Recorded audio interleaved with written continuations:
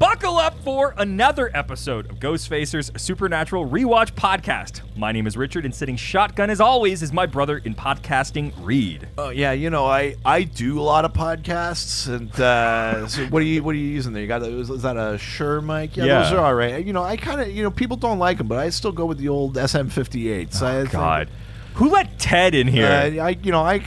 What kind of mixer is this? I think your levels are wrong. Let me just mess with some of the levels here. Hey, for Ted, you. I think you're gonna do great today. Let's get into it.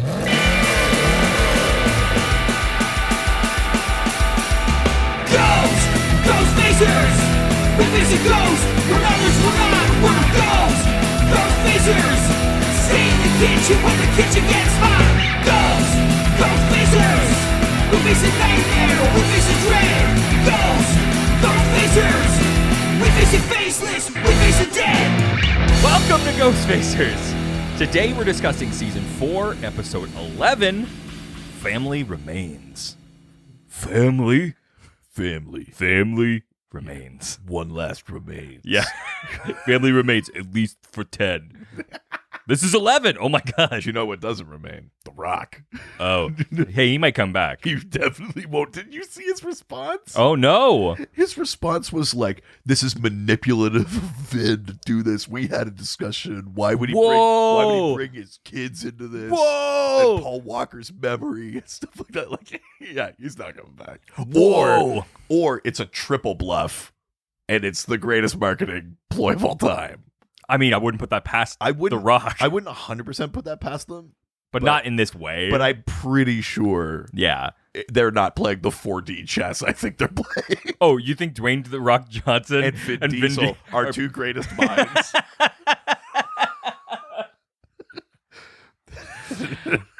Yeah. Two titans of intellect. Of course. Speaking of our greatest minds, we've got a review. Hey. Got to be a great mind. Love that. Give us a good review. Yeah. As long as it's a good review. Thinking alike. This is a review from Facebook from Jeremy Torres. Ooh. Yeah. Or Torres? I don't know. Torres. Probably Torres. Yeah, I would think like so. B'Elanna Torres. I mean, something not Star Trek. What are you, word to look like a dweeb? Like what? What, am I almost through season 2 of Voyager? Oh my God. Now that I God. finished my DS9 rewatch. So glad that you got married before they found out about all of this. Oh, she knew. To this She's degree. known me a long time. That's true. Fair. Jeremy goes on to say, I don't remember how I discovered this podcast, but I'm so glad I did. I burned through their entire 3+ seasons of worth of backlog in about 3 months because I just constantly looked forward to each subsequent episode. Oh, that's great. That's very sweet. Love that. These idiots have been so entertaining for me. Hang on. They hardcore thirst over the boys, mostly Dean. Until a couple episodes ago. Oh my God. I was about to say, but who's coming up from behind? Yeah. It's Sam, baby. I mean, yeah, if you're going to say that, it has to be Dean. We have proof. They do research on the lore for each episode, and they are way more often than not super interesting. That's a weird way to compliment us. Yeah. You're really hedging your bets. They point out a shit ton of Easter eggs littered throughout the episodes. There is a little bit of cringe dad humor that even when it misses, it's typically hilarious. And they don't take themselves too seriously, just like Supernatural. My only complaint is I now have to wait a week for each new episode.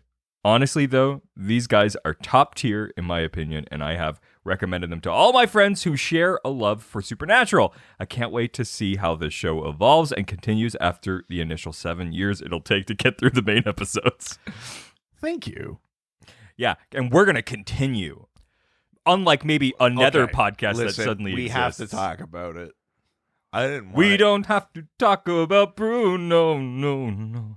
The day you're listening to this, Yes. I believe is the day that Oh, yes, it is. our greatest competition launches. I've never been more upset and happy at the release of a piece of media. If you don't know what we're talking about. This is how I feel about the Justice League Snyder Cut. I've never been more unhappy and happy about something being released. It's the duality of man. Yeah, so if you don't know what we're talking about. I don't know why we're promoting it, but. Okay. Richard Spade Jr. Or the Trickster, as we're aware of, and him. Rob Benedict, character Chuck, that we have not encountered yet. But will this season. But will. Have long themselves been kind of like podcast partners and best friends, and they did like a show called Kings of Con and all sorts of stuff like that. And they're very funny. They're great together. They've got great banter. Just breathe, man. They announced that they're launching a Supernatural. It's like the two people you would want to do this. Here's the thing. They were in the cast. They worked on the show. They know the cast. They're going to get some crazy guests. As a fan, so excited. It's great. I'm really happy about it. As a podcaster, I'm like, fuck you, office ladies. You were on the show. You got the thing. Let us have this. So I'm just putting it out there. You're already listening to us, so thank you. Don't you dare fucking jump ship. Don't you dare, you fucking cowards. And I'll know. I'm looking for any weird little dip in the graph. Yeah, I see anything. I'm knocking on your door. You heard that, Jeremy? But also, if you have a friend who all of a sudden is like, hey, Supernatural rewatch podcast. Remember when we used to watch Supernatural or whatever? Just be like, that's awesome that you're listening to the one with the cast in that. But do you want to hear like a couple of Canadians get horny? Because I think our like unique value proposition, to use a business term, is that I guarantee we will be a hornier podcast. And here's the thing. Than their podcast. We've gotten some They have professional relationships to maintain with these people and all that Yeah, shit. We've got nothing to lose. Here's the thing. We've gotten reviews and comments in the past that people were like, hey, you guys are too thirsty. You're too like woke. Hey, guess what? There's another fucking podcast for you now. We're getting thirstier than we ever have. I feel we're like getting more woke than we ever have. I feel like you're coming in hotter than I expected. I'm going from both angles here. We're gonna be both so thirsty that it's kind of upsetting, and both like socially aware. You could say that it balances. We're gonna Eiffel Tower the content in our podcast from. We're doubling down. Yeah, you're gonna get like from concentrate. Ghost facers. I mean, let's not turn them all off. No, this is either gonna be better than it's ever been or worse than it's ever been, depending on what your perspective all of this to is. say, this announcement only came out like yesterday or 2 days ago or something like that. That's true. And already people on our Angel Radio Discord were like, wow. It was great knowing you guys. Like, that sucks. And then both of us were texting back and forth the thing that we've been saying, which is like, this is amazing. And I'm so angry about it. Yeah. I'm so angry. What's really funny was literally like 2 days before, I don't know who I was talking to, but I was like, I'm still trying to get them on the show. I was talking to you. We were literally talking about this days before that being like, oh God. You remember how? That's right. Remember in this interview, Jensen said that he almost started a rewatch podcast. Oh, that's right. We were like, "Wow, we dodged a bullet." Yeah, we really fucked And then it was like ourselves. a day later, this other announcement came. Yeah, because Jensen was on Michael Rosenbaum's podcast. Yes, and he talked that like he almost did like a rewatch show with Daniil with his wife. And I was like, they even like filmed a pilot for and it. We said the same thing. We were like, man, that would have been cool to see, but like, I'm glad it didn't happen. Like a day later, it was like, hey, this could be an official Supernatural rewatch podcast. I was like, son of a bitch. So there's a few things I know moving forward. One, so funny. We're probably never getting any of the cast on anymore because they have another podcast to get on. We may, but there's a good chance we won't. So now I think that's I'm going harder. I think that's too doom and gloom. I think we can. We're at least going to get Ivan Hayden back.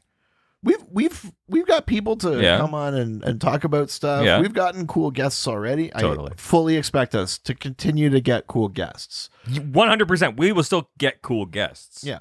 Including, I imagine, cast members. My guess is never Jensen and Jared, though. I mean, we already knew we were going to get Jared. And now I understand. The back catalog has taken care of us getting Jared. And now I get why Richard Spade Jr. never responded to my request to come on the podcast. Yeah, he was like, that's a good idea. Yeah. He's what's the guy from Willy Wonka's Slugworth? Yeah.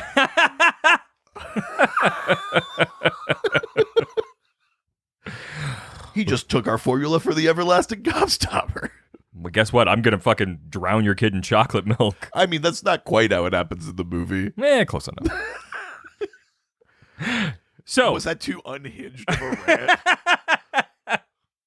well, guess what? This is more where that came from. Jesus. The Ghostfacers. I like it was like 3 weeks ago someone was like, just remember guys to try and keep it positive. And we're like, and another thing. What are we gonna do? This episode aired So funny. Just right back in. January 15th. January 15th, 2009. It's a new year, baby. It went from November to January. Oh, yeah. Last episode was was November 20th, I think. This is January 15th. This is 2009. Is that a bigger break than most mid-season ones? Feels- Or do they just happen later now? Like I don't know. Shows go into the first couple of weeks of December I and think then that's the break case. until closer to February? Yeah, that's what I think. Right. But, I mean, it's cool. We're in a new year. Wow. New- 2009. I kind of remember it. Why? Well, New Year 2009, I would have been I was living in France. I was in Europe. France? Yeah. Oh. Man, oui. Nantes. Oh, de fromage. Comte. I mean, that's from the other side of the country, but absolute, Delicious cheese. absolute favorite French cheese. Yeah, if you want to fuck with some good, hard French cheese, Comte. Yeah. Is the other podcast going to give you cheese recos? Just so bitter. Yeah, get ready First for the... it was you stepping on the lore. then it was us complaining about yellow fever and the wishing well. Now there's a whole other fucking book. This season 4 of our show is so acrimonious. I've got an idea. Look, do they have direct connections with these people that they can get on their show? Sure. But what they can't do is catch Pester up. them online. They can't catch up. So...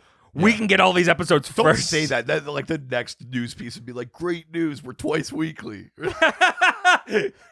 Just hot on our heels. That's it. We're releasing Ghostfacers every day. Oh, Jesus. Don't worry. I'll keep paying you. We don't need to keep working for my company. I mean, that's the dream. Not that I don't enjoy my work, but like... I mean, yeah, look, I would rather do this. This episode was written by Jeremy Carver. We've barely gotten into this. Yeah, Jeremy Carver. The wonderful Jeremy Carver came to us in season 3 That's right. and changed the show forever. That's right. Directed by Phil Screecha. Viewed by an estimated 2.98 million viewers. Man, it's doing the same thing our numbers are going to do. Slowly dip. As long as I don't mind being supernatural, as long as we stick around where we're at now, I'm all right with that. But if any one of you leaves, I swear to God, it's the last time I bring it back to that. I can't keep doing that. because I'll go. Don't fucking light a fire underneath me. I'll go. Jesus. Want to watch a promo? Sure, yeah. Because I've seen these, and I'm curious for you to watch. Because if I'm remembering correctly, I actually thought last week's promo was decent. It was. I thought it was a pretty good one. It was par for the course of the way that they do them. But it actually kind of worked. Yes. So I've got 2 promos for you. One is the show's back, and the other one is for the episode. Like, yeah, mid-season break's over. Sure, yeah. And I'm curious to know your thoughts on the show's back. Okay. Here we go. So, what is that scene even from? I have no idea. I think it might be from Like an episode that hasn't come out yeah, yet? like next week's episode, I think. Okay, cool. But it's basically Dean like hanging. yeah. And And it just says, we're sorry. it's kind of like Doing it like South Park. it's like a hang in there kind of situation. Yeah. The Oh, show's I get it. coming back. I think that's the idea, at least. But let's watch the actual promo for this week's episode, because then we'll see All right. if that isn't any indicator of marketing improving. Sure. Okay. I actually think that's pretty good. And here's my take on it. Yeah. Them superimposing creepy like blood font over scenes as the promo goes is better than the like, these brothers came to town. Like, it's better than the fucking promo voice, because I think the promo voice always like throws the thing off. You know what I mean? Where it's like, but what if the ghost isn't a ghost at all? Like, I kind of prefer that it's just scenes and sounds and then like text, like a dream home becomes a nightmare, but it's just the text, not someone saying that. Sure. I think it kind of works. Yeah. And specifically for this, like, I think that's a good promo. Here's the thing. When the episode is serious, the marketing works. Sure. When the episode itself, yes, this is not like a funny episode. No. And because I feel like they've got like one tone in the marketing. They're like, this is a scary show. Yeah, that's right. Broken Clock is right twice a day. Yeah. And so it's that's like fair, yeah. when it lines up with it, they're like, look, we're great at our job. Maybe it would be better if like when it's a scary show, whether or not you have the voice, it kind of has that like a dream home becomes a nightmare. Yes. And then when it's a silly episode, it should be like the dream home becomes a nightmare. Honk honk. Meow. Yeah. That's all you need. Yeah. So I think that the like hang in there thing doesn't make any sense to me. The the show's coming back. It doesn't. I don't get it. Yeah, and it's whatever. I mean, it's nothing. It's nothing. Yes, but I think the promo for this week actually it works well. It's good. Yeah, but it also sells a version of the show that like is good and it is a nice palate cleanser. But I don't know if it's enough for me to like jump on to the series. Like if you were watching it and you saw that, I'd be like, I'm gonna watch this next episode for sure. But if I saw this and I'd never watched Supernatural, here's the interesting thing about this episode, but specifically about the promo. Yeah. Is it's interesting that it's not just like Sam and Dean fight a ghost. Mm-hmm. It's Sam and Dean are like defending a family from Yeah. a ghost. Is kind of neat. It's like, okay, so everyone just knows there's a ghost. Exactly. Sam and Dean are like, that's kind of neat. I like it. Yeah. International titles. Is this a good week for it or like they all got it kind of? They all got it except for one. Okay. Family Remains. Yes. The country that didn't get it is France. Hungary. Oh, okay. They say. Never mind. I can't say that. Why? What was? What? Hey, look.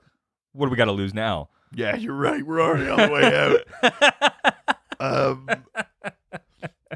They call it like Basement Baby. No, that would be awesome. No, this is Broken Family. I mean, yes. Which is fun. Actually, that's a pretty good title. It's a good title. It works. Here's the thing. I had to translate it myself because what it said it was, the translation was wrong. Okay, what did it say? Because it said it was single parent family. So, sorry, in the Hungarian language, when they refer to a single parent family, they just call it a broken family? Yes. Oh no. Because then I had to do my own translation and found out like it was Broken Family, but Hungary, Jesus. yeah. That's also not what I know. this episode's about. I know. Broken Family makes absolute sense. Jesus Christ, Hungary. I mean, I guess if you're talking about the other family, it's a single parent family. I mean, kind of. I don't know that I'd use the word parent. And if you're talking about the subsequent children, I mean, oh God. Man, this episode goes to just such an insane dark place. Yep. Truly. At least there was, to be honest, there wasn't a third level because there could have been. I guess that's true. Oh, yeah. But that's just Holy shit, that's right. I'm kind of surprised it didn't, to be honest.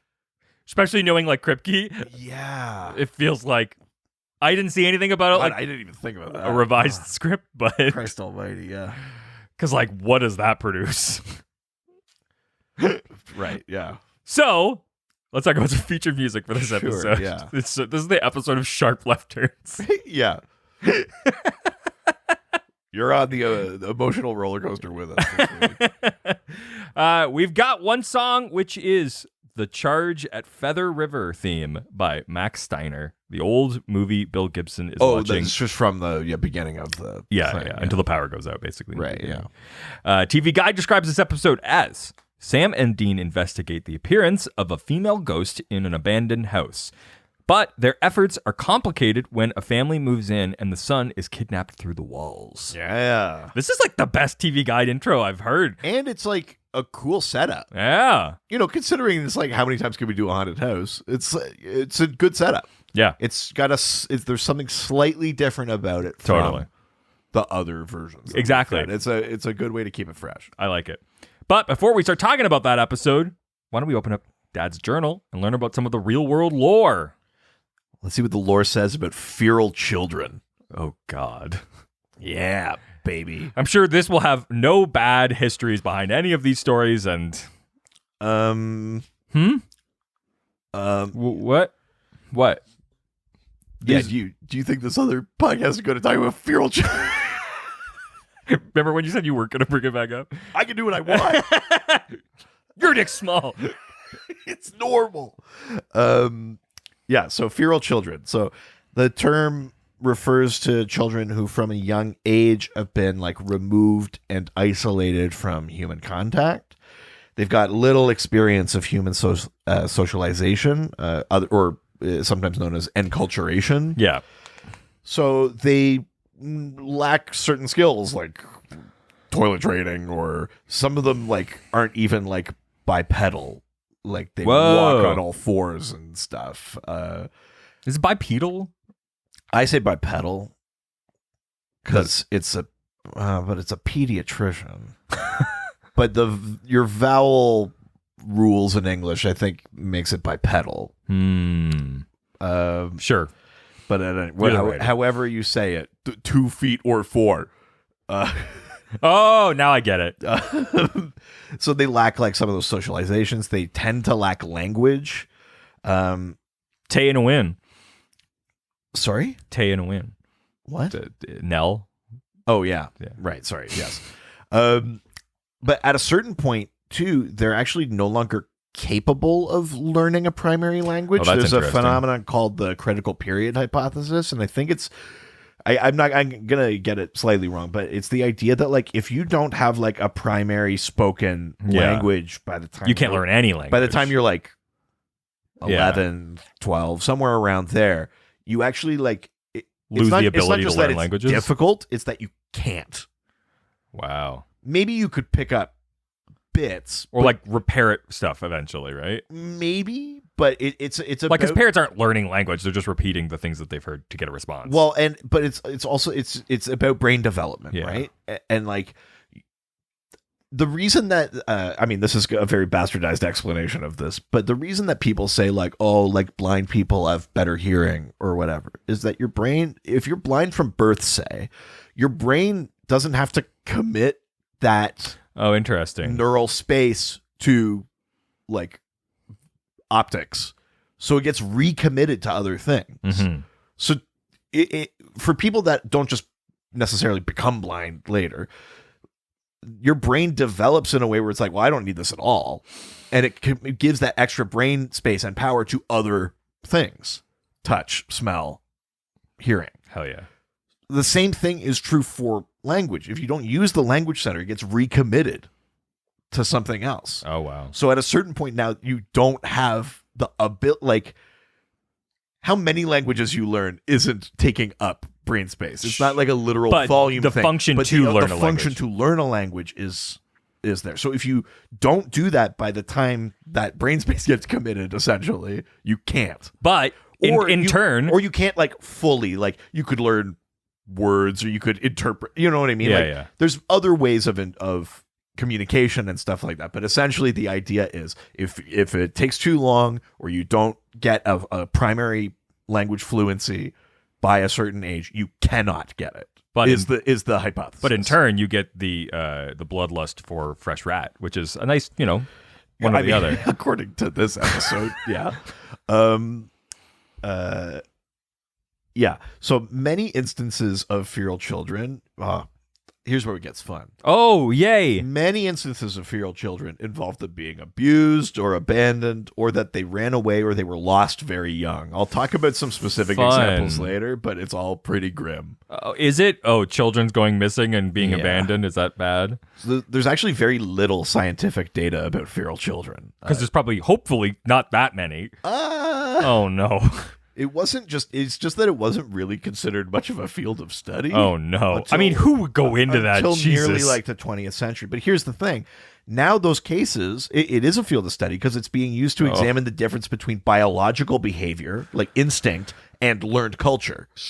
They become the case studies for like what is human nature versus what are the things we teach ourselves. But there's clearly a way better way to do that. All you have to do is take a guy who's living on the street and a guy who's really successful in like a finance company, and you switch them for a day. Yeah, and what? And you switch them. And, well, no, more than a day. But you take away the guy's house. You take away all that. You give it to the guy that doesn't have a house. You give it to him, and then eventually they come together to realize that it's two rich people that are like it's a bet of who will do more successful. It's a nature versus nurture thing, and then they end up crashing the stock market, and oranges win. What movie is this again? Trading Places. Yeah, okay. The classic tale of nature versus nurture. It's in textbooks. You should know it. Yeah. Anyone here with a master's in psychology remember having to watch Trading Places? Where they say a lot of slurs that I forgot until I rewatched it recently. Yeah, that's also part of psychology. Yeah. Those are medical terms. So, stories of feral children, however, date back hundreds of years and are in like myth and legend. Think of like, the expression be raised by wolves or things like that. Sure, yeah. Depictions of them describe them as walking on all fours, of hunting, of all that kind of stuff. There are many real and legendary cases of feral children, and many of them involve them surviving by being accepted and raised by some kind of animal. Okay. Wolves. But like normal animals, like wolves and lions. Dogs, primates. Yeah. In fiction, think of like Tarzan, Mowgli. Yeah. That run of Aquaman in the 90s where he was raised by dolphins. Well, we can't do that. Different podcast. But I found a bunch of examples of quote unquote feral children. And I wanted to talk about them kind of by the animal they were raised by. Oh? So super normal animals? I mean, some of these are, forgive me, some of these are pretty grim. Oh, are they? So, for example, John Sebunya from Uganda was a toddler when his father killed his mother and hanged himself. Boy. Instead of going to a care facility, he went to live with vervet monkeys, which is a weird way to phrase that. Like, he chose it. Like a child was like, I don't feel like going to a care facility. Yeah. Like they were like, it's up to you. Yeah. Or the child knew where to go. So he lived with vervet monkeys. For 2 years, he learned how to forage and travel. Monkeys protected him in the wild. Wow. When he was 7 years old. Whoa. So from toddler to 7, Whoa. he was brought back to civilization. And according to a local villager, the only forms of communication he was capable of were crying and demanding food, and he was a wild boy whom everyone feared. Wow. That's like 4 years? Like, yeah. At least. Marcos Rodriguez Pantoja in Spain lived for 12 years with wolves in the mountains of southern Spain. He was discovered at age 19. Whoa. And it was depicted in a film called Entre Lobos. Okay. There's raised by dogs. Oksana Malaya was an 8-year-old Ukrainian girl who lived with black Russian terriers for 6 years. She was found in a kennel with dogs in 1991. Oh my God! Who put them in the kennel? Well, this is even more fucked up. She was neglected by her parents, who were alcoholics. The 3-year-old, looking for comfort, crawled into the farm and snuggled in with the dogs. Her behavior imitated dogs more than humans. She walked on all fours, bared her teeth, and barked. She was removed from her parents' custody by social services, as she lacked. So this whole time, she was with her parents. Oh, they just neglected her, and she was raised by the dogs. Oh my God! In the kennel that the parents had, I guess. Jesus. She lacked human contact. She did not know any words beside yes and no. Upon adulthood, Oksana had been taught to subdue her dog-like behavior. She learned to speak fluently and intelligently, and works at the farm milking cows, but remains somewhat intellectually impaired. Years later, Oksana admitted on a Russian talk show that her story was slightly less dramatic. Neglected by her parents, she sought out the company of the dogs and learned to imitate them, as they were more responsive than her parents. Jesus. So there's that. But now I want to get into some like fun stuff. No, just weird. Oh, okay. Wolves monkeys, those kind of things are like in our stories. Yes. But have you heard of the 3 Lithuanian bear boys? No. Apparently they're false. Oh. But it's a story from the 1600s where there was a boy that lived in the forests of Lithuania with Eurasian brown bears. But that one's not real. Okay. However, there are some real ones here. The ostrich boy. Ostrich? A boy named Hadara was lost by his parents in the Sahara Desert at the age of 2 and was adopted by ostriches. Ostriches. At the age of 12, he was rescued and taken back to society and his parents. And then he grew up. He got married, had children. He does All still this lay sort of- eggs. No. Raised by sheep. A 14-year-old boy, also known as the sheep boy, Hope he doesn't get attacked by the wolf boy. was found in Kyrgyzstan living in a sheep flock. He was raised by sheep for 8 years. He had no communication skills and could not use the toilet. His parents left to find work and he was left with his grandmother. His grandmother took care of him until she died. You know what I'm going to So say then about I that? guess his parents didn't come back for 8 years. You know what I'm going to say about that parenting? It was bad. Jesus Christ. Good God. Good God. And then last one I want to throw out here is... They were not the goats. They were not greatest of all time parents. No. Jesus. Raised by goats. Oh my God, really? Daniel, the Andes goat boy, lived in the wild for 8 years. He was discovered in the mountains of Peru. He walked and ran on all fours with mountain goats. He drank goat's milk and ate berries and roots. All right. I mean, there are lots of like named examples. If you just look it up, there's all sorts of like historical ones. There's like a Werner Herzog film that's based on one that was like potentially more of a hoax, but his guy's name was Caspar Hauser. But so there's lots of... What was the Caspar Hauser one? Just like a random... He's just German. Yeah. But just like not raised by an animal. Well, yeah. Well, I mean, he claims that he was, but whose own account of his early isolation may well have been a hoax. Look, So being raised on your own is a complicated profession. here's the thing. Complicated profession. I got it. I know. I just kept wanting to do it. Here's the thing. Scientists are maybe using it to study, biological knowledge versus learned behavior. Yeah.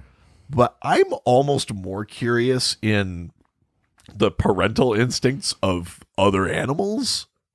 Yeah, like why are these animals so willing to And like... it's, it's not like fucking Tarzan. You know what I mean? Like, it's Yeah. not 100% like that. But the fact is that this has happened, and these relatively defenseless Yeah. kids survived Yeah. and picked up behaviors, which means that in some respect, there is like a parental thing happening with these animals, whether it's a wolf or the primate one you kind of get because like we're relatively close on the, Sure, yeah.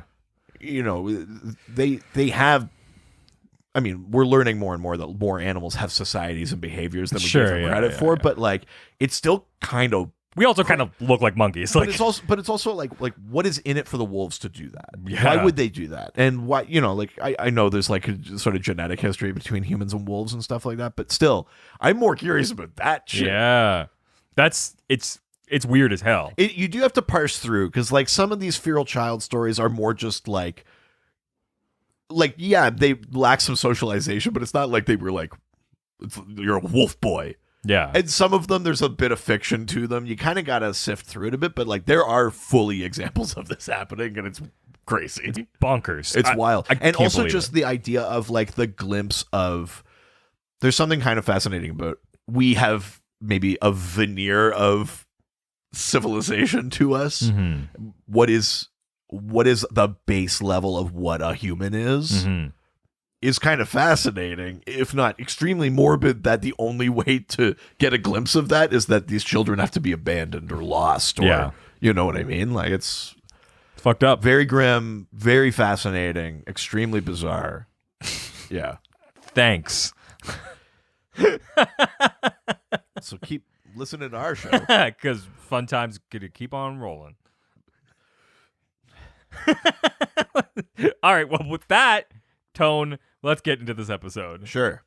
The then is kind of interesting for this episode because it's largely looking back on the previous episode, which has no introduction. But like, there's connection to this one, but barely. It's only there to remind you of Dean's like hell, trauma, and past, because that informs a lot of the decisions he's making in this episode. Totally. But like in terms of actual, like we're not setting up. We're not actually doing more with like the story of that.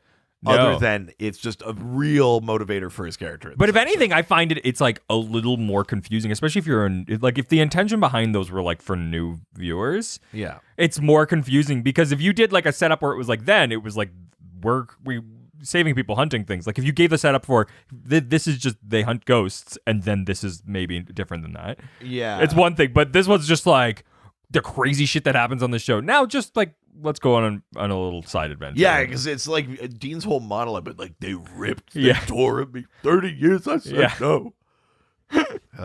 Yeah, you're right. It's very specific. But yeah, we get Castiel, we get Lilith, we get Dean in hell, we get Alistair, we get Dean's confession at the end. We had such a good time in hell. It's really becoming Droopy Dog. Dog. Yeah. I'm Alistair. I tried. Yeah, it's fucking Richard Speight Jr. gonna do that. Jesus. So bitter. Good God. All right, the now. We see a slovenly drunk watching TV while eating dinner. The lights begin to flicker. You can tell he's a piece of shit. Oh yeah, he looks like a total piece of shit. Sorry. Editorializing here. Talking about the episode, right? Oh yeah. The lights begin to flicker and then short out. The man gets up, kind of confused, looking around to figure out what the problem is, and in the dark, a door opens and a young girl walks through. Yeah, and she's got crazy hair and she's like a white Yes. like sheet. Yeah. And the guy's just like, what? How? You? It's impossible. And then she straight up murders him. She murders him. We get a classic supernatural blood splatter, but we also get his like arm in the shot, like on the wall. Like, "Ah!" Yeah, which we don't always get that. And the blood splatters over like a Home Sweet Home. Yes. Fucking, it's good. I like the contrast. It's very vintage. It's very season 1, and I like it. I'm here for it. We then go to Sam waking up from sleeping in the back seat of the Impala. Yeah, and he's like, did you fucking angel back here? I'm not complaining. I think I smell grace. Yeah. Shots of grace all over the back seat. Jesus Christ. I'm sorry. You opened the door. I know. I'm sorry. We find that it's a bit of a reversal here because Dean is the one who's in the front seat with a flashlight researching. Yeah, and Sam's like, "What's going on? Why aren't you sleeping?" And Dean's like, well, "You got to pick between like Tulsa or over here, or like where are we gonna go next?" And Sam's like, "We've been hunting basically nonstop for a month. We need rest." Yeah, and he's like, "We'll rest when we're dead." And it's like, all right. He's like, Sam has this very no shade, but clunky kind of thing where he goes like, you're running on fumes, which is its own cliche. And then he says, and you can't run forever. And then Dean goes, what am I running from? Which is like, and he goes, the thing you told me last episode. Or did you? Sam almost literally says, the thing you told me last episode. Yes. It's but fun. Whatever. Like it's whatever. It's fine. We got to get there. But it stands out to me. It did feel a little clunky. I'll admit. It doesn't break anything. It's no. just a poco clunky. And I think it's because we go from the cliche meaning one thing to meaning something else. Yes. Also, beautiful shot scene. As we sort of are coming into the Impala, there's a fun thing to notice, which there's a sign near the car that they're parked that says no hunting. Oh, that's cute. Yeah, I liked that. But Sam complains that, they haven't stopped hunting for a month, and Dean insists that they investigate a case in Nebraska where a man, Bill Gibson, was found murdered in a room that was locked from the inside. Yeah, and no signs of forced entry. Exactly, yeah. Sam suggests that... So he's like, that sounds like a ghost. And yeah. All right, I guess we're going to Nebraska and not talking about the other thing. Yeah, because there is an interesting moment where... like Dean rebuffs him, but also like displays that acknowledgement of like, yeah, I'm definitely doing that, but we're not talking about it. It's true, because normally Dean would be like, I don't want to talk about this. Yes. Or he'd say something like that. And in this one, he's just like, yeah, but he doesn't really say anything. He just goes, so Nebraska? so they decide that they're going to go off. They arrive in Stratton, Nebraska, ending up at the house where the man was murdered. That's fully emptied out. And they start searching around for clues. Okay. I want to talk about this setup a little Sure. bit. Just because I found it funny. Yeah. Again, didn't break anything, but I was like, it's the span of time. I was trying to figure out like the span of time from last week's episode. Are you talking about houses don't close this quickly? Well, a few things. So last week's episode to this week's episode, Yeah. and Sam is talking about like a month. Sure. That doesn't mean a month between those episodes, but I'm trying to figure out like, what has this month been? Yes. That I was trying to figure out a little bit. And then also they read about this murder and they get there. And when they pull up, they don't see, because it had fallen down, the sold part of the real estate sign. Yeah. And so they pull up, no one's at the house, and they go in, and then the trap later is that the people show up and they have to like fake who they are because they're in the house they just bought. But like, even if this murder occurred like a full month ago, Sure. like, have you the closing on the house and all of this stuff feels very fast. As someone who's bought a couple of houses, even the ones that were fast, it wasn't like I wasn't moving in. Sure. I mean, 3 weeks. we find out some Like, information about that family. they have to clean the house. It's a crime scene. Yes. All that kind of stuff. Theoretically, because it's a crime scene, the guy probably has, as far as we know, no extended family. There's a world in True. which you could have like a 2-week But there's still closeout. all the like the cleaning, and you got to get like junkers or estate sale or whatever to get rid of all the stuff. You got to like do all of those things. Theoretically, that could be part of the actual like closing thing, which is like, hey, we'll take this house at this. If you do that, If we do all that, you theoretically it could work. It's highly unlikely. I again, this is what I mean. It didn't break anything. Like, it's not like this is impossible. But Yeah. I was like, Jesus, really? Yeah. For sure. Even as buyers, it's like, oh, the guy freshly died here. We'll take it. Yeah. What a steal. We need a fresh start. We don't want to think about death in our family anymore. Take us to the murder house. Honey, I've thought of the perfect way to forget about the death that haunts our family. I bought a murder house. We move in tomorrow. We'll think about his death and we won't think about our own. What's some cool information about this house? So this house is located in Surrey, BC. Sure. It was also the set of the infamous X-Files episode Home from 1996, in which inbreeding and feral humans are also a major plot point. Spoilers. Whatever. You've already seen this episode. Hopefully. You're not watching it while you're doing this. That'd be weird. Spoilers. It's an incest episode. You're missing the best part. Jesus. Karen Conoval appeared in Home as the matriarch, and in this episode as the former house cleaner. Oh, that's fun. Yeah. So really bringing in a bunch of stuff. Yeah, from I this. like that. I do also want to mention, so, Sam and Dean are in the house. The EM thing's going off the charts, but they're near power lines. So they're like, well, we can't confirm anything because of that. That's bullshit. Yeah. And they're looking through, and they find like a plastered over old dumbwaiter. Like all these old houses had one, blah, blah, blah. But they're not really finding too much other than like a creepy doll head just sitting perfectly centered in a closet, which is sort of unsettling. And then the family pulls up and they're like, ah, shit. So they're working out like what their cover is going to be as they leave this house the family's immediately moving into. But the mom in this family is Helen Slater. who was Supergirl in the 1984 Supergirl movie.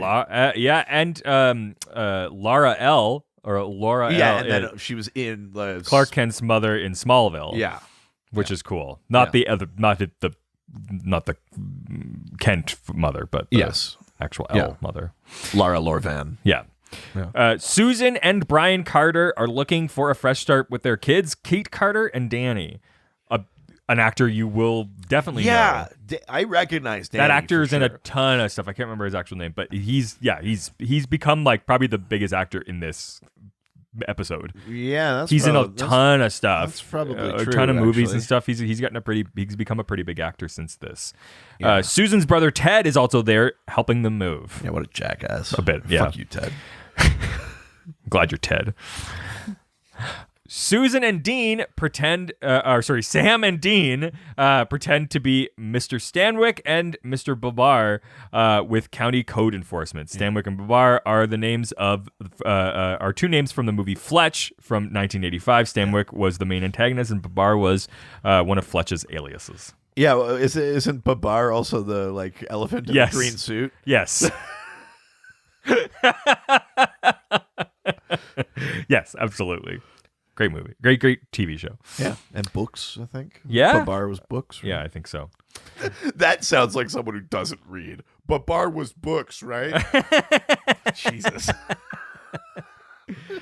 And they tell the family, Sam and Dean tell the family that the house has asbestos in the walls and a gas leak, and that they should stay in a motel. It's like both those things, just one or the other, my guys. Like, yeah, they haven't really like cleared. It's a gas leak and it's asbestos, and also somebody was just murdered here. Like, what's wrong with you people? And also, they're like, you go stay at the hotel until we get this sorted. We're like, wouldn't the city be like, go stay somewhere else and you get this sorted? Yes. It's like, I was thinking that. I was like, sorted by whom? Yeah, exactly.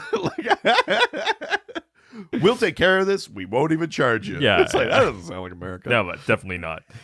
So, Or Canada. That's not how that would work. Sam and Dean then leave and visit Mrs. Curry, the housekeeper who found the body, and she tells them Bill had a wife who died in childbirth, and his daughter Rebecca hung herself in the attic. While both women were cremated, like the boys 20, assume that when she it's was a ghost. 20 or Yeah. something. So like, he lived with his daughter until she was like 20, and then she hung herself in the attic. And yeah, the guys are like, this has all the trappings of ghost, and then the housekeeper's like, oh, they were both cremated, and they're like, Did you ever notice any weird sounds or anything? And she's like, there was rustling on the walls, and they're like, oh, it must be pretty big rats. And she was like, actually, I've never seen any rats. So it's like, oh, even more so. Yep, sounds like ghosts to us. yeah. So all the pieces are coming together. They're Definitely. like, all right, ghost, we'll figure it out. They're cremated, so probably tied to something in the house. Absolutely. We'll figure it out. We cut back to the house, and after the boys And leave, fucking Ted has gone in. yep, Son of a bitch. fucking idiot Ted, who declares the house. Oh, sorry. The housekeeper also gives a couple of photos of like the Oh, that's right. Yes, the daughter and the wife. And Yeah, exactly. whatever. Just Ted declares that the house is okay because he's built houses. I built lots of houses, which I Yeah. think means he hasn't. Ted's, Lots of people ask me to build houses. I'm the best at building houses. Ted seems like the guy that holds down the pizza and beer for the contractors. And sometimes just steals the money. He's or he's just like, oh, when I did this, I did it like that, and they go like, all right, Ted has strong that vibes. Yes, but he also probably brings weed for the construction companies. Yeah. The family moves in despite Sam and Dean's warnings. Yes. That night, we find Danny getting ready for bed. He's like playing video games and stuff in a way too dark room. Yeah, that's not... I mean, especially if you're playing like a handheld. Bad for your eyes. I'm clearly a parent. Video games at night? Isn't it really funny the way that you watch like media now as a parent, right? Because before you're a kid, you were just like, let the kids do what they want. And now It's like, oh man, that kid's cool as shit. Yeah. Now you're just like, someone needs to be parenting this child. It's true. It's so true. It's so funny. But Danny hears a sound, and suddenly a baseball rolls to him from a closet, which as a child, I'd be fucking terrified. Not like, what's This that? kid has like Spielbergian levels of curiosity. Yeah, he's real begging to get murdered by a ghost. Yeah, like a random baseball rolls out and he sees something shuffling in Yeah. the closet and he's like, it's okay. He's like, no, it fucking isn't. Yeah, there is a This person. is your house. Yeah, and someone who's not supposed to be there is there. Whether you think it's a ghost or not, like someone is in your house. Crazy. This is a home invasion. I need to know, like, Supernatural or otherwise. does he think it's his brother? Like, Oh, we'll get there. but the ball mysteriously rolls to him. We then cut, and the boys return to the house to find the family he rolls moved the in ball anyways. back because again, he That's does all this, it, though, He does yeah. this sort of like, it's okay, Yeah. blah blah blah, and then the parents are downstairs and Well, that's after the boys sort of return home to find out that the family had moved in anyways. Yeah, And, they kind of see from the outside. and then we cut to the parents and the uncle downstairs. And they see like the word go Yeah. has been like scrawled in crayon on the wall. Yeah. Not blood, No. Which you would Crayon, think it is. which is a little odd. And so they called down Danny. Because they're like, it's crayon. And they're like, the something you kid. want to tell Yeah. us? But I mean, Danny looks like he's too old for crayons. I agree. The mom also does a really smart thing here, though, which is just like, hey, he just lost his fucking brother, so why don't freak out on him? Yeah. I'm glad they did that. Great mom. Yeah. Dad really just struggling to hang on to any semblance of life. But they actually do real parenting here, which Uncle, I like. piece of shit. Absolutely. Nobody likes Ted. Fuck Ted. So Danny comes down and they go like, something you want to tell us, bud? Yeah. Like, I just want you to clean it.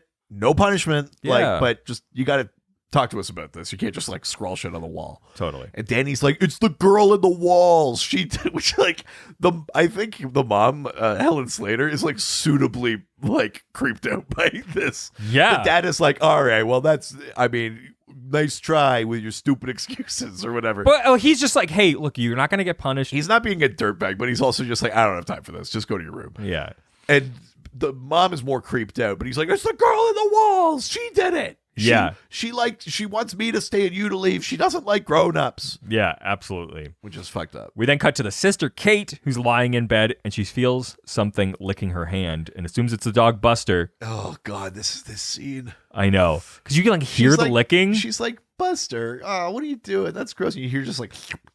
So gross. And then the door creaks open. You're like, oh, fuck, the ghost is coming. And then the dog comes in. Here's the thing. That is, I think, the absolute creepiest scene in this episode. Absolutely. I was like, that is so effective because we've already established the creaking door with the first guy that gets murdered. Yeah. And then with Danny.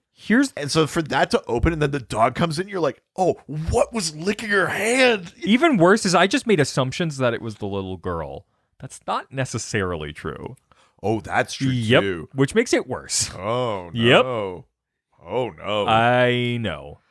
Man, this episode. I know. Whew. I know. The more you think about this episode, the worse it is. I mean, you got to give this episode credit. It's creepy as shit. Absolutely. So Kate's when that happens, the she screams. Yeah, but this is actually a reference to an urban legend, the licked hand, in which a serial killer breaks into a woman's house and does a similar thing. The woman later finds her dog dead. In the episode, the dog the same thing happens. Yeah, the dog does die. Yeah.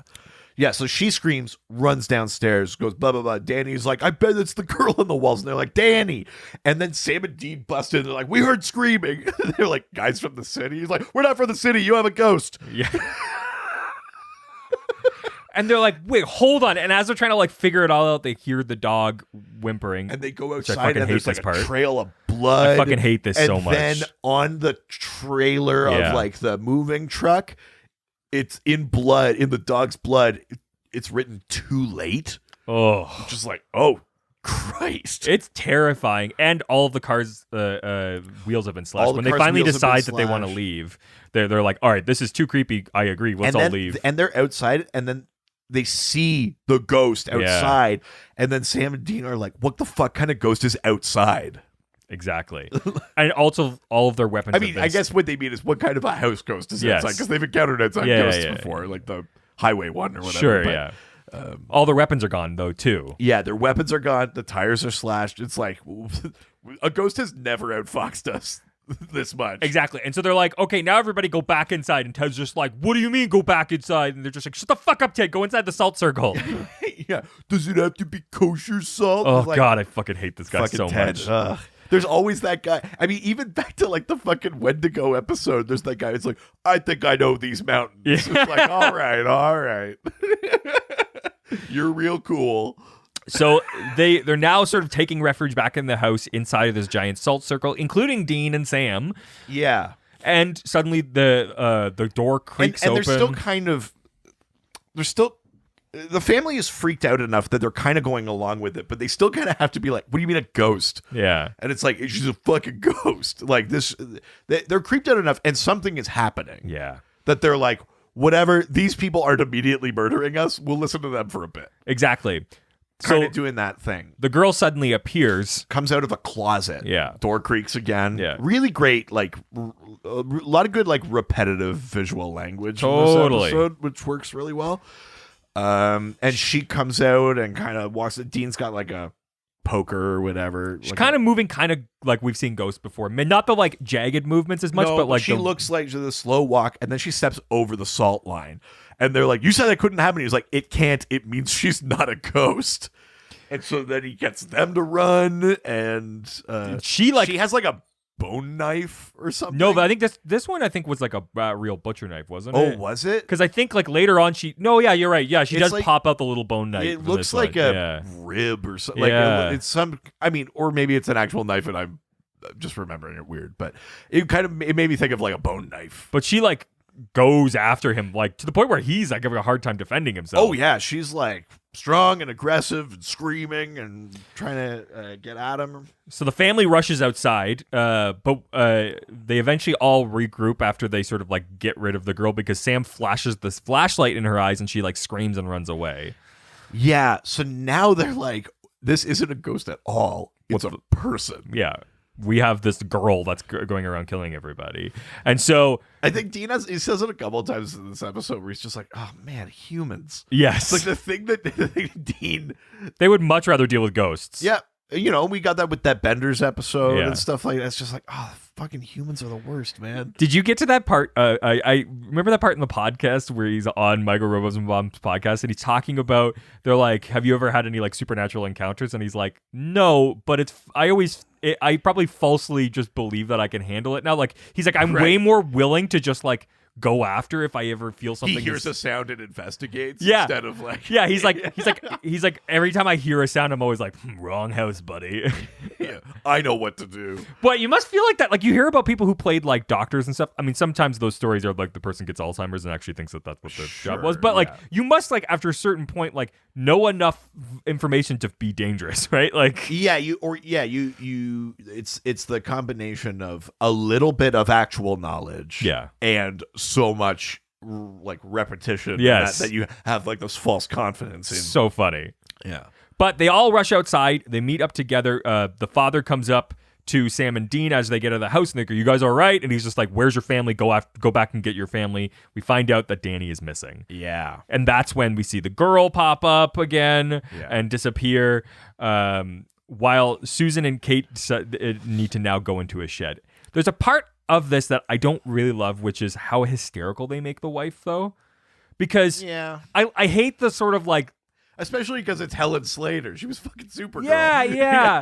I just don't Yeah. love the like the hysterical women will put him in a shed. And I'm just like, why is this like dopey Yeah. husband so capable and suddenly she's I mean, hysterical? the thing is, he's not. But I think the reason I don't. I mean, you're right.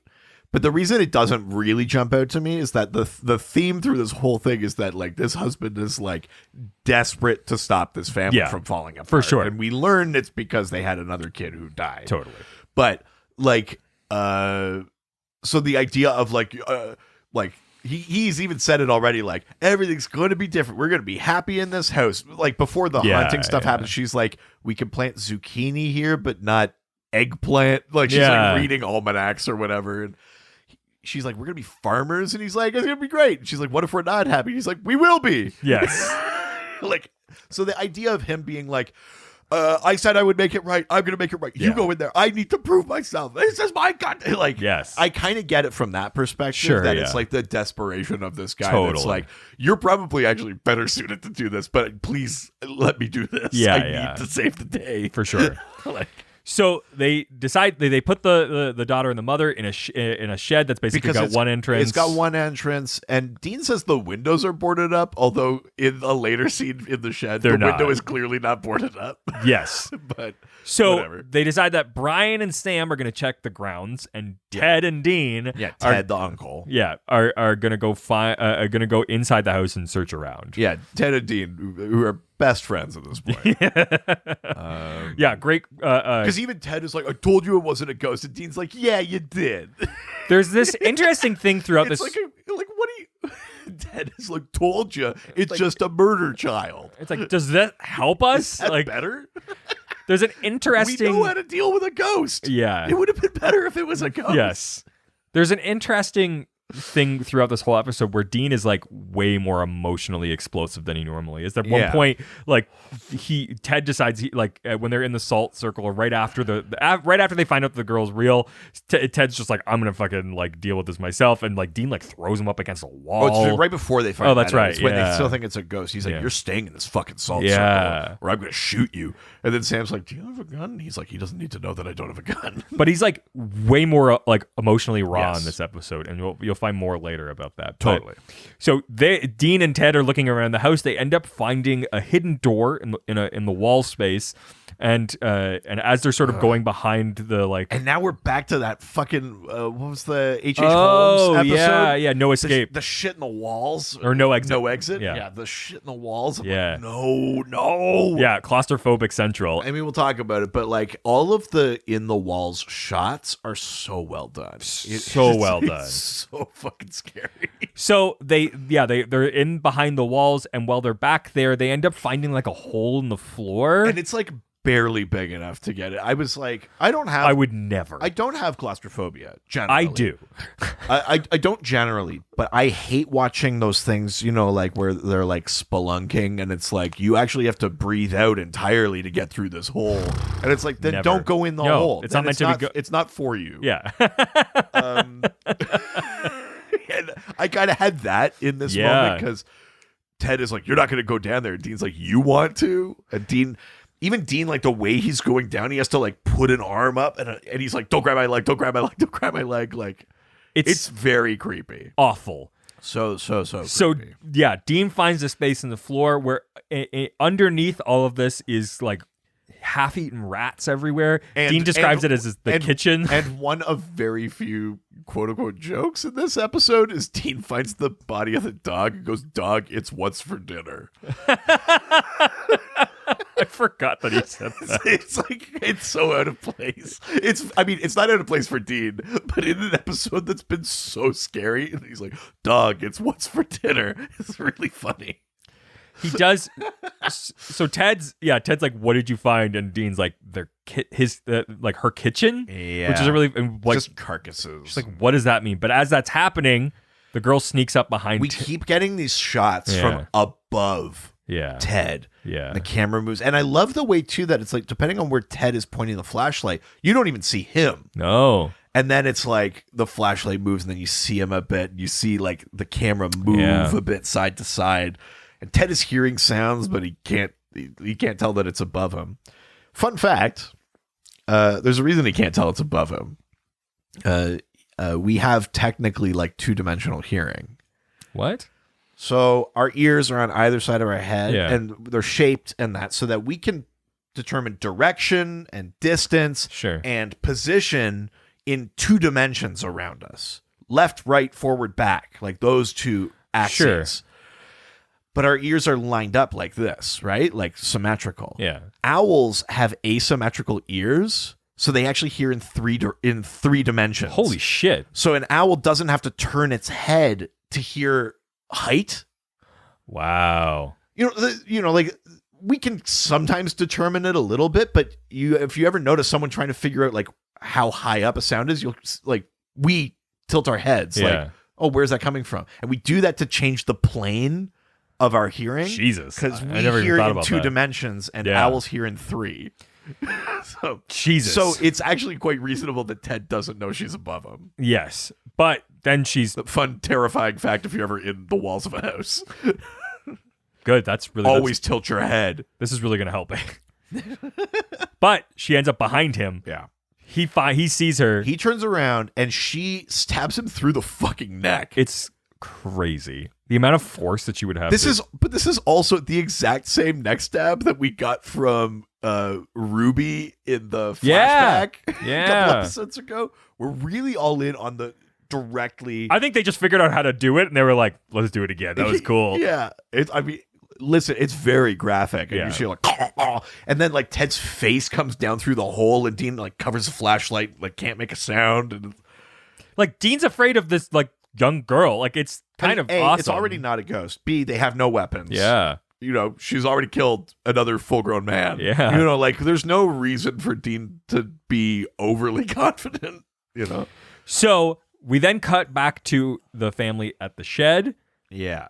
And Brian and Sam Sam are have come back. they've come back, and because Brian's like, why don't we go? And he's like, look, we need to wait because we have no idea what's going on right now. Yeah. Dean comes back and Alone. and he says, oh, like there's shit in the walls. That's like she lives in the fucking walls. I found her house or whatever. And then they're like, where's Ted? And he's like, he's outside. And they're like, why is he outside? And he's like, because I carried him out. And Dean is very he's in another episode. Dean would be like, he's dead. He's dead. We got to keep going. Yeah. But Dean is like, I am so sorry. Yeah. Earlier, Dean is like, I'm not going to let this family die or something. He says it to Sam. I think back when he was threatening Ted. Brian's like, and in this one, he's just like, I'm so sorry. I couldn't get there in time. I was checking something out. She snuck up on him. I wasn't fast enough. And Dean is like very troubled by it instead of just being like, people die, we still got to kill this bitch, or you know what I mean, or whatever. Yeah. And Brian's like, you said Ted?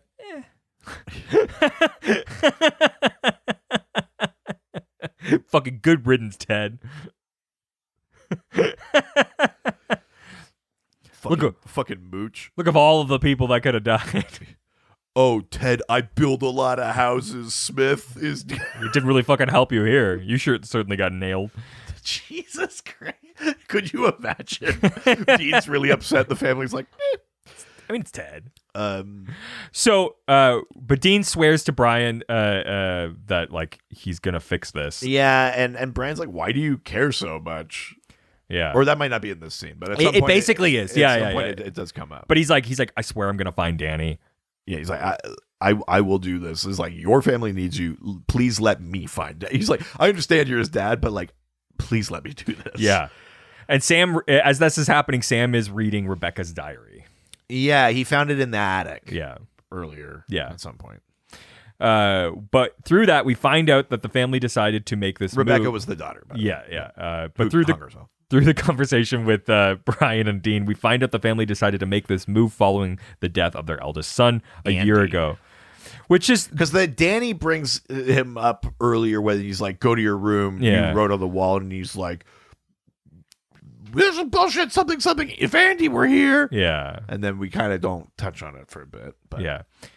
There's a weird way that they describe this death. Right. Because they're like, it was like death by car accident or something like that. Or like, it was like I can't remember what the line is. I remember being like, what's a weird way to say that? I mean, I don't know why, but in my head, I was like, vehicular suicide? Yeah.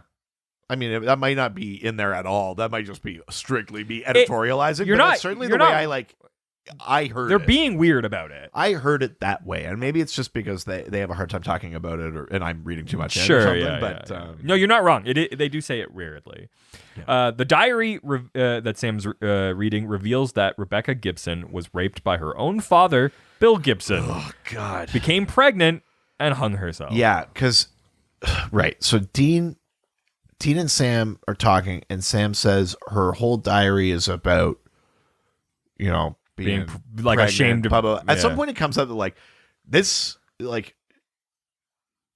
not Ghost is too young to be Rebecca, because they're like, because she should be 50 or yeah. something, right? Based on ages and whatnot. Yeah. And so then Sam is like, I think it's her daughter, and Dean's like, daughter, and Sam is like, her daughter. She was ashamed of being pregnant. Yeah. And then Dean is like, oh, God. Fucking people, man. Yeah, I mean, truly. I mean, this might be the darkest premise for an episode we've gotten. Yeah? You know what I mean? Yeah. Because there's elements of, obviously, like rape, incest, like being like locked up, like all that kind of shit. Like, this is maybe not the darkest episode, but certainly the darkest premise, I think. Definitely. That they've had. It's extremely grim. When Dean says a line ripped from an Austrian headline, he's referring to a 2008 case of Joseph Fritzl, who held his daughter captive in a secret corridor in his basement for 24 years. That's so fucked up. Yep. Oh, Jesus Christ. Yep. Hard to be a parent, isn't it? Oh, the world's a nightmare. Yep. We then cut to Danny waking up bound and gagged. They do like a weird. For some reason, this is in night vision. Yeah, it's the only part of this episode that's done that way, and I get it because they want to be like it's complete darkness. But then he also like could see the girl coming in. It kind of implies that someone is wearing night vision. Yes. It does slightly confuse the visual language of the episode, especially because they played with real light so well in the Ted in the walls thing and watching. As the... I get what they're doing because they're like, technically there wouldn't probably be any light down here. But like, also every time we're outside at night, there's more light than there would be by moon. Yes. Like we could fudge it, yes. Or it's, like someone dropped the flashlight and the flashlight's I think there's a way to do it. I do think it's muddy visual storytelling. I agree. Yeah. The girl returns and kills and feeds on a rat in front of Danny. Yeah. And Danny's just fucking screaming while gagged, but screaming because that's horrifying. Yes. So Dean goes back into the house and finds with Sam, and they find because they're like, well, like, wasn't there like that dumbwaiter? Like they basically decide that they need to go to the dumbwaiter because So Sam and Brian are like tying shit together to like lower or to raise something up from the dumbwaiter. And Dean goes in the walls again and back down into the area. But they find their weapons again. He finds his weapons and like he finds Danny through this little kind of hole in the bricks or whatever. And he unties Danny and he takes the gag off and Danny says, we have to come quick before he'll come back. He'll come back. And Dean says, he? And Danny goes, her brother. And you're like, fuck. Yep. It's every turn in it is so creepy. This is a legitimately scary episode. As he tries to free Danny, he is attacked by the brother, Rebecca's son. Sam and Brian manage to hoist Danny up from the basement as the fight's happening, with a lifeline made of curtains, while Dean fights the boy, who he eventually shoots. Yeah, it's a really hard scene. Yeah. It's messed up because it's like Dean clearly doesn't want to do that because he could have shot him a few times. Well, no, I mean, listen, Sam has a line earlier where he's like, "Well, despite what happened to them, it's not an excuse for killing." Yeah, it's like, listen, I think we're all on board that we have to stop the murders, but they're not thinking about it like murder. But probably they're feral. Like, they were raised in a basement by someone who was themselves locked in a house. Yes, like it's. Yes. No, they weren't even raised. That's how they find the dumbwaiter because they were like, hey, they kept that girl in the basement. They probably had to feed her, and that's how they knew that the dumbwaiter was there. But it's so fucked up. So, meanwhile, the girls are in the shed. And that's when the window blows out, and not the window, part of like the wall. Like this whole house is just secret wall openings. Yes, but like that's when the window blows out. We just see the window. It doesn't actually ever blow out. I thought it does. I thought the glass goes everywhere. The wall kind of crashes down. On the mom. Yeah, and the girl is gonna. They get attacked, but as the girl's coming up, because she's coming through the little hole in the floor, and she gets dragged back. This is such a fucked up scene. And then you just hear like, and the girl's screaming. You just hear, oh, it's so fucked up. Fucking Brian walks in, like, covered in blood, and with a knife or scissors or whatever the fuck he has. It's like, and he's like, he doesn't say it. He's like, did I save my family? Are we happy now? It like doesn't feel like a good moment. Like usually 100% not. Usually like, hey, they saved the day. This one feels like not good. It's not a good moment because as we said, like, but what they're doing is horrible, but these kids don't. The girl is like they're not his son's age. But also like they're not kids. No. Like they're not thinking about it that way. It's something else, right? And then also like Sam and Dean live this life. This dad is trying to give them a fresh start, and his fresh start is murder. Yeah. Whether or not... Remember how we went through that family member died? Now we're going to go through a traumatic experience. Now we've got to remember this. Yeah. And like... Hey, at least we're not thinking about our dead son. But also it's like, it's one thing to see his desperation. I'm not saying he did the wrong thing. Yeah. He had no other choice. He had no other choice, but like, it's one thing to see a husband or a father's desperation and like, oh, we'll move, we'll start over. But to see another one is like, I will kill until this family stays together is kind of like, I think this might have made it worse. He's peacemaker now. Yeah, like, do you know what I mean? I'll kill everyone to have peace. The episode doesn't go that far. He doesn't become like unhinged or anything. Sure. But like, there's an element where you have to think about like, there's no way.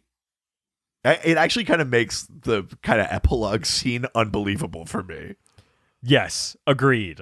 Because after it's all done, we have a bit of an epilogue, and they're like, "Hey, I mean, here's the one thing." They say like, "Thanks for giving us a head start," like before you call the cops. Yeah. And they're like, "Yeah, we figured you guys don't get along with yes police." They're like, but I like because Sam and Dean are like, "How are you guys doing?" And the wife's like gonna be like, "Oh, we're okay." She's like, "Not okay. We're not all right." But we're together. Yeah. And the dad's like, "Yeah, we are. We're never gonna be not together. Whether I have to kill everyone in my way now." Yeah, I mean, you know, it's probably a fair response in the moment, but I got to imagine this family does not stay together. Without a doubt. Yeah. You know, good reasoning or not, or, you know, with a good end goal or not, like, this is a family that was already haunted by death in a very personal way, but, like, they didn't experience it. And now they're haunted by, like, death they experienced, and also like they just not literally but basically watched their dad take someone's life. It's pretty fucked up. The daughter's gonna get addicted to drugs. Danny's gonna become a hunter. Oh yeah. Here's a funny thing though, because they say the line, they're like, "Hey, thanks for the head start," and all I kept thinking about was like, okay, so what is the conversation with the police gonna be like? Yeah. Hey, so last night we found 2 feral children in our house. Don't worry, they're dead now. We killed them. But they also I stabbed one like 15 times. Yeah. But just know it was to save my family. It was a crime of passion. I know it's gonna look like it was rage or something. Yeah. But trust me, I did what needed to be done. And also, our Uncle Ted is dead. They're like, "Oh, thank God." Yeah, the cops are like, "God, that guy. He said he used to be in law enforcement." Jesus. Yeah, he came by the station yesterday. Yeah, he was like asking us how we do SWAT operations. Yeah. Looking at our gun, like claiming that it's a bad type. Yeah. It's a bad type of gun. This is what you guys use?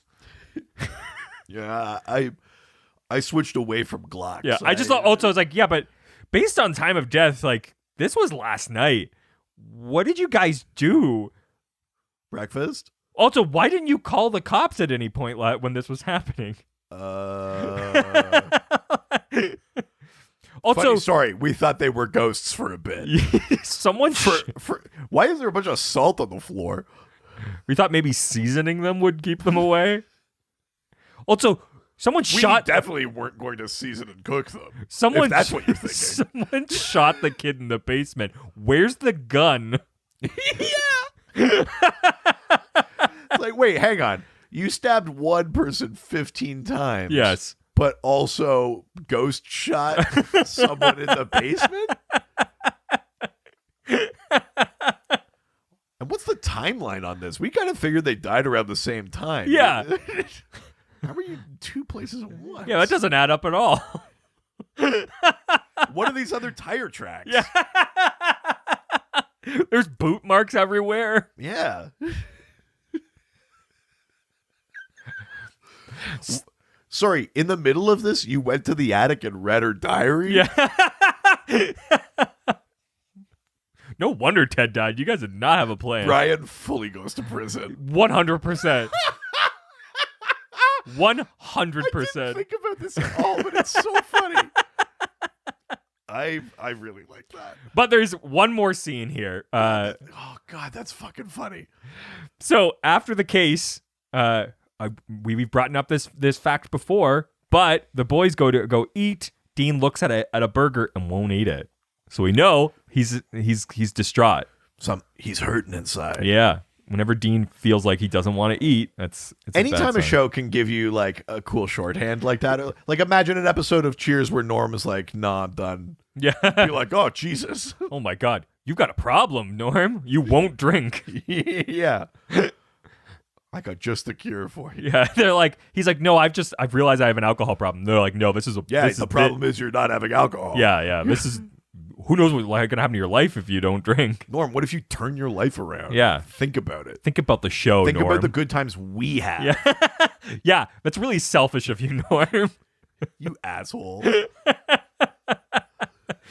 But Dean won't eat, and he says he feels pity, empathy for the children who were turned murderous by a life of torture. Yeah, no kidding. And I like it. Sam's like, man, don't worry about it. It's like, no, he's not wrong. Like, I mean, I kind of get where like Sam has to be like, please don't think about this too much because Yes. A, it's sort of a metaphor for us. B, it's exactly what you did to other souls in hell. Yes. Like it's. yeah, Sam. I get why Sam has to be like, look over here, but you're right. Dean is right. Yes. Yes. But Sam's like, look, you're not like them. But Dean retorts that he was worse because not only did he inflict all that pain and help, but he actually really enjoyed it. Yeah. And that is a big revelation for us because it's like, we just thought he was forced into this, but he's like, no, after all that time of taking it, like I was so happy to give it. Yeah, it made my own pain go away. Yeah, Yeah, he took it for so long. He was so happy to give it. easy. That's the end of the episode. This is the second episode in the series where the villains are human.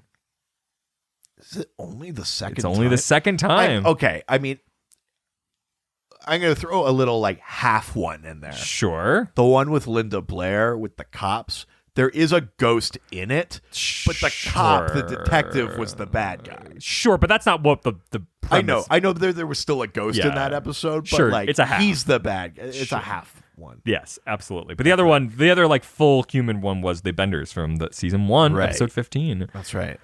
What did you think about this episode?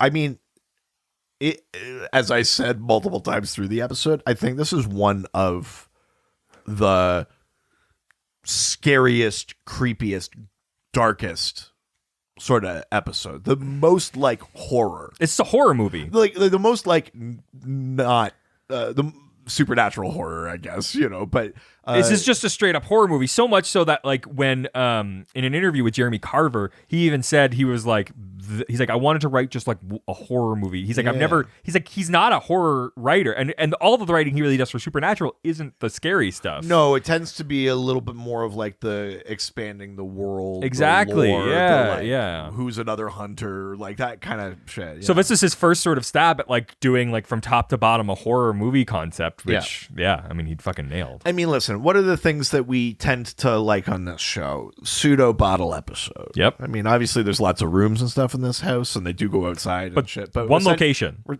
stuck in one location.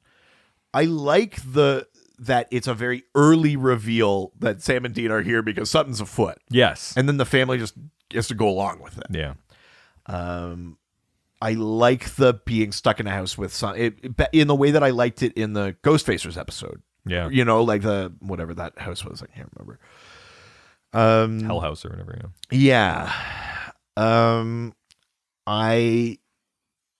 I think this episode is like shot really well and has like some good visual storytelling in terms of like the way they use that creaking door. We get two examples of the creaking door.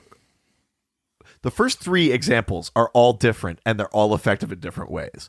The first time it opens, we see the person and she kills the guy. The second time it opens, she plays with Danny and he's okay. Yeah. The third time it opens, the dog comes through and you realize someone was licking the daughter's hand. So we go on this roller coaster from like, fuck, it's a ghost to like, maybe it's something else that's going on and it's fine to no, something very creepy is happening again. Like That was the brother, right, that licked. I mean, we never find out. It probably was the brother, right? Like, Probably just because we're talking about the same night. yeah. And I think you could draw the idea that like the girl is making a connection with Danny. The brother is doing which is even creepier. ugh. But you know what I mean? Like, we're using that same thing. And then it opens again the fourth time. Yeah. She comes out of the closet. We go, great. These guys can handle a ghost. And then she's not a ghost. And you're like, fuck. So, like, the coming back to the same sort of image and symbol is really effective. That shit in the wall, the way it's shot where you're, like, up above Ted and you're moving and the light is going in and out. All of that works really, really well for me. It's the night vision thing, I think, is a bad choice. It's a misstep. It's a misstep, A, because we haven't established it anywhere else. B, because it implies that someone is wearing night vision. Yes. It implies that people have night vision. Yes. Which maybe the kids do, but then... Unless it's the brother who has night vision, but why? But also, then why didn't we see it from above? You know what I mean? Like, we should... yeah. That should be their language then. Like, And there's no way they do. That doesn't make any sense. Yeah. But in terms of visual storytelling, they either do or they don't. Yeah. And it should be consistent. That's a misstep for me. I like the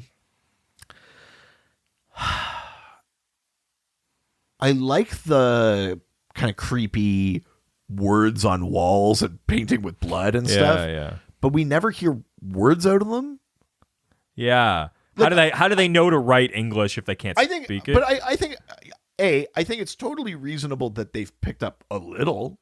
They still had to be fed all these and they had to be years. quiet, right? So they probably couldn't speak. They had to be quiet. They probably didn't speak a lot, but like maybe the mother taught them. But again, I don't need to delve into all of that. But if we want to establish they have some words, yes, I need to hear them at some point. Even just like no, like the brother says no, or someone says like I don't ball, know. She rolls I think the it's ball okay. out, like, I think because if their whole thing is that they have to be like not heard ever. maybe I'm overthinking it, but I don't know. It's another thing that I was like, but. I could theoretically believe it because if the daughter had that like diary and they had to be quiet, theoretically they could have been taught. I'm not saying words. I don't buy that they could write words, but I'm saying as an episode, we're showing it there and then nowhere else. Like there's no version of like Danny is down in the room and she comes up with the rat and she either whispers like rat or she like writes eat or like. I feel like we just there's one step missing of between full feral and like limited knowledge, use words to write threats kind of thing. Yeah. I like this episode a lot. I think the performances are good. I think Jensen's great. I think Helen Slater's really good in this. The dynamic of the family makes the whole thing even more interesting and kind of dark in its own way because we're talking about what happened to this one family in the house and then this new family in the house, and it's they're not parallel or anything at all, but it's just all the different family dynamics are at play. Sam and Dean's family dynamics at play and all that kind of shit. I think I'm gonna give this episode. I'm gonna give it.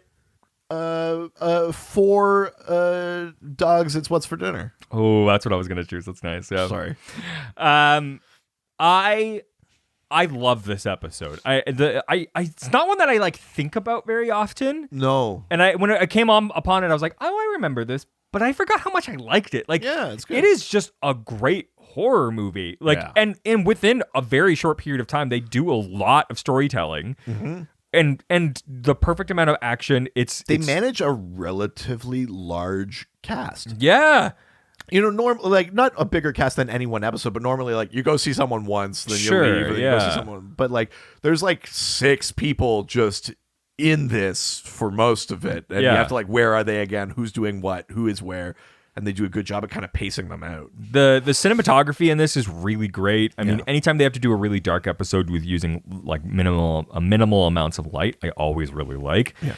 The dichotomy between sort of like what's happening to this family and what's happening to Dean internally is really interesting. I like sort of like Dean having to like save just straight up people against people when he was a person having to hurt people in hell. Yeah, it's an interesting relationship, and you can see why he's affected in such strong ways in this episode. minimal uses of Sam, which is always probably for the better. Sorry. I think the daughter's great. The mother is good. A little hysterical for my liking, but I can kind of get it. Yeah. I just don't always love the let the men handle this. Well, no, totally. Your reasoning totally makes sense. And I know why it happened, but I agree that it's not a thing I love. Yeah. Yeah. Exactly. I would love to just see one episode, because I don't know if Supernatural ever does this, but one episode where the husband's like, I'm going to take the children, and the wife's like, I fucking got this. Oh, there must be. Maybe. I hope there is. I don't think there is. There must be. I sure hope. So that it's just a trope I don't love, but I do love this episode. Like it's so like slightly like it works within the Supernatural universe, but it's just slightly different. And kind of like the Benders, because it's like a human thing. But it's less not just funny. It's well, but I was just going to say, though, the darkness of it, although in this case, not specifically about the kids, where the humans are the bad guys, they are the worst. Like the Benders was like, we're going to eat you. Yeah. Like we're fucking cannibals, Yeah. baby. And in this one, it was like incest and like rape. And it's like the human episodes are always like, a demon wouldn't do this shit. No, you know what I mean? Like, that's fucked up. Like a demon would be like, oh Jesus, Which is really interesting, right? Because it always goes back to like the relationship with like man against man, right? Yeah, Is always the scariest I love the one. show's opinion of people. Yeah, it's really grim. Yeah, yeah, I do really like that, and I think that they've touched on things like rape before, and I feel like they do it in probably the best possible way in this. They really pitch it as like this is the worst possible thing, and like, oh yeah, I mean this is a million times better than Bella. Yes, yeah, they do a really good yes, they do a really good job of like painting the like brutality of the whole situation. It's really fucked up. I get. For story purposes and a bunch of other stuff, I get why they had to just like murder these kids. Yeah, you kind of wish that there was some redemption the for day them. They were like, listen, like these kids don't even like. And I don't know if there is any. The unfortunate fact is, I don't know if there is any way to save these kids. No, but just They're like still we human. we Like, restrained them. But I mean, we were talking about how insane the conversation would be with the cops anyway. Imagine if they just restrained them and then they're like, so we found these wild kids in our house. Now what? Yeah, Like, I agree. You know, like it's on our other podcast, we would talk about like what would Superman do? Yeah, right? And you always find there's always another way, or it's a Star Trek thing too. There's always another way. Totally. And it's not the show has never set itself up as being that, so it has no obligation to do that at all. But I think maybe particularly because of the subject matter of this episode, you kind of wish they found it. Yeah. You accept that they didn't and it happened as it did, but I think because of just how brutal that like origin is, you kind of wish it didn't come to that. Yeah, and there's no reverence in the deaths of these kids. Like nobody is like loving the fact that they killed these kids. No. And it's not, there's no like Dean quips. There's no shit like that. Like the episode's not being bad about it at all. No. But you do kind of go like, oh God, like it's just tragedy to tragedy to tragedy. Like it's just an unending cycle. Yeah, but all in all, like a really great episode. Yeah. And I think I'm going to give this 5 out of a possible 5 finger-licking rats. Oh, God. Oh, no. Oh, sorry. Oh, yeah, that was 2. I was thinking the finger licking. Oh, I was. Scene, It was doing both. And then you went to rat. No, so I it was did a rat that did it. Yeah. Okay. But it's both. Weird it's twist. Finger-licking rats. No. The rats are so delicious, they're finger-licking good. Right. But they're also finger-licking. So then... The rats are delicious, which they're finger-licking good, but also finger-licking, which is in this episode. So I was giving you a 2 for there. Hey, save some content for later episodes. We got competition. No, I'm bringing everything, every episode. I'm gonna fucking drain myself for you. Oh, but differently than the way we've been doing it. All right. Well, that was this episode. I think this is the first time that we've been like this far off each other on our grades, where one of us has said it's perfect. Yeah. You know what I mean? Yeah, man. I don't know. Interesting. It's kind of there are missteps in every perfect thing. There's going to be missteps, right? Like nothing is 100% perfect except for Dean's body. Your body is a wonderland. But before we let you go, we've got Imagine if the episode cut to like a weird song like that. It's like somebody fucked up the music licensing for the episode. Sam and Dean drive away. Hey there, Delilah. You like New York City? Burning down the house. House. Before we let you go, we've got a note from a fellow hunter. Awesome. From Fabian, they go on to say, "Hi, I'm 16. I'm a 16-year-old girl from Germany. For the first time in my life, I am away from my family. That's tough. I don't know. It's definitely not easy. At the first week, I started listening to your podcast, and now I am desperately waiting for the next episode. You really light up my Mondays and make me laugh a lot. What I wanted to point out for a while now is the Cristo thing." Ooh, yeah. It's funny. I was just thinking that. Yeah. Oh, really? Because I said a demon would come in here and go like, "Ah, Jesus." Yeah. And then in my head, I was like, "Can they do that?" Yeah. It's like, that's very funny. yeah. Because they actually do use it again. No major spoilers here, but in season 14, episode 6, during a case where Dean and Jack team up against the jealous zombie boyfriend, and just out of fun here, there's basically they say Cristo. Oh, in they use that. it again. Yeah. That's cute that it comes back. I really liked that. I think I definitely forgot about that. I mean, it's far away. We're definitely not anywhere near that yet. But Well, that's fun though. Totally. And she says, and just for fun, here are a few 20-minute drawings for you. What? So check it out. These are all drawings done in 20 minutes? Yeah. You can swipe through those. Holy shit. Yeah, these are incredible. Priest Sam. I can't swipe. It's just click out of it then. It's fine. You'll see the rest of them. Oh my god. Yeah. Oh my god. Yeah, they're incredible. Those are 20 minutes. Yeah. Holy shit. These are amazing. I know. The one of Castiel is. I want it. How much? We'll barter after this. Yeah. Like kind of legitimately. I know. I Those are all four of them are great. incredible drawings. Really, really awesome. Well done. Yeah. Wow. We And thank you for listening. Also, I apologize for there's a lot of jokes at Germany's expense, especially in those early seasons, I think. unless maybe we're good at it and you liked it. Hey, you guys have gotten better at taking a joke, right? Just not about art. Yeah, I'm in art school. I'm really hoping it goes well. If not, I might be devastated. I'm not exactly sure what I will do with myself if I don't get into art school. I suspect I'll find some sort of Scapegoat. exterior scapegoat to place my blame and guilt on. And maybe rally some people to my cause. Anyway, hope you like the sketches. Your show is great. I've actually made a whole book of my artwork. I might make another book one day. I'm not at home right now. I'm off in the woods in a tent. I'm in Mein Kampf.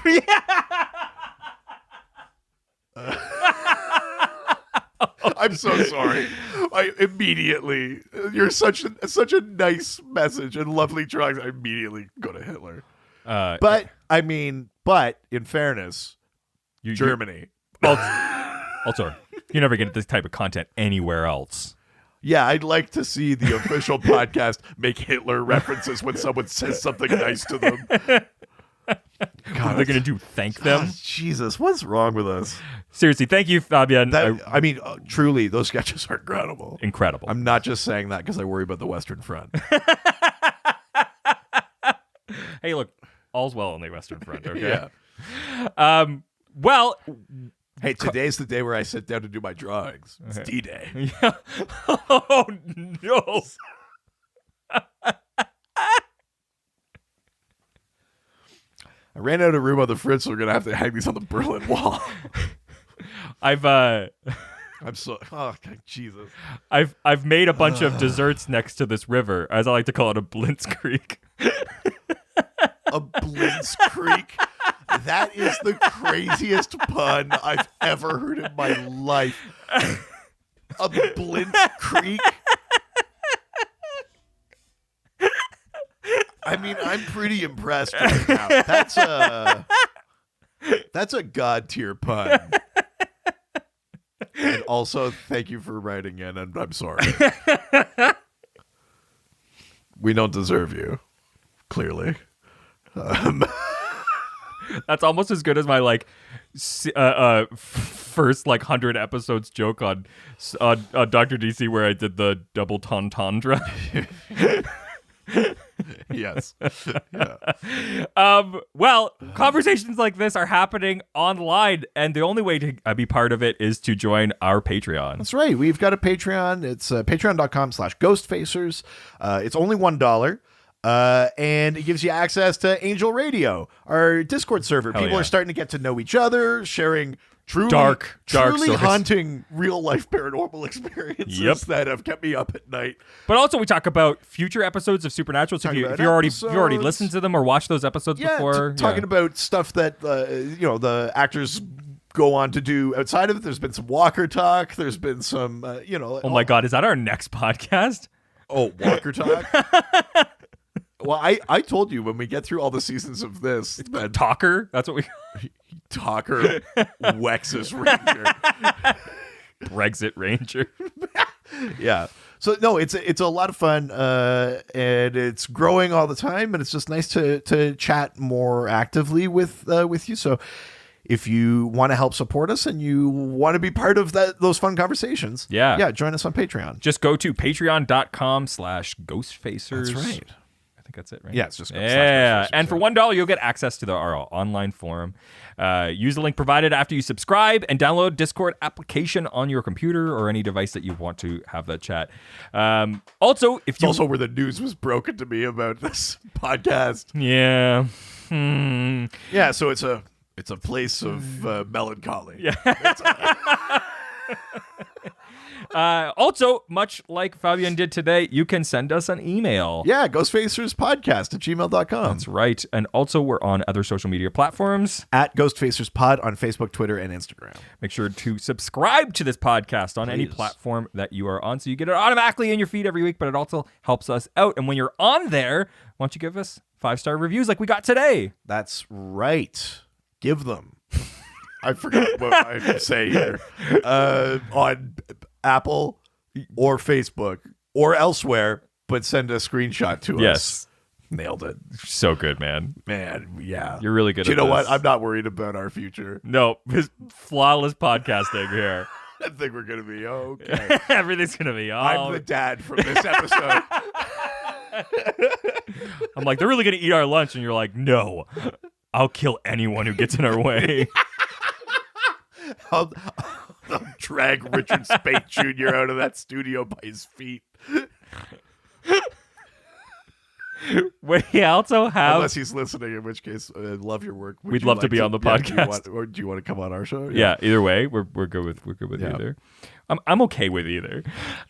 We have Good, nice. Yeah, we also have some merch at ghostfacerspodcaststore.com. I saw recently some people have bought some stuff. Hey, that's awesome. Yeah. Also, I'm supposed to campaign hard for you to The design lore horse. some lore whore shirts. Look, I like that as just like a piece outside of our show. I think that's very funny. put it on the store. All right, Put it on the store. All right. All right. Put it on the store so our family can be whole again. Weird words to put together. We also have, if you like this stuff, you probably will like the content on our other podcast. That's right. The Dr. DC podcast. We talk about DC comics and superheroes and the lore of superheroes, and we answer listener questions and on a different topic every week or a different character. You don't need to know anything about it, but it's a lot of fun. And if you like some of the elements of Supernatural, like the lore or the kind of like self-referential stuff or things like that, then I think you might enjoy some of the stuff we talk about in comic books. So yeah, check out Dr. DC podcast. That is it for this week. Say goodbye, bitch. Jerk.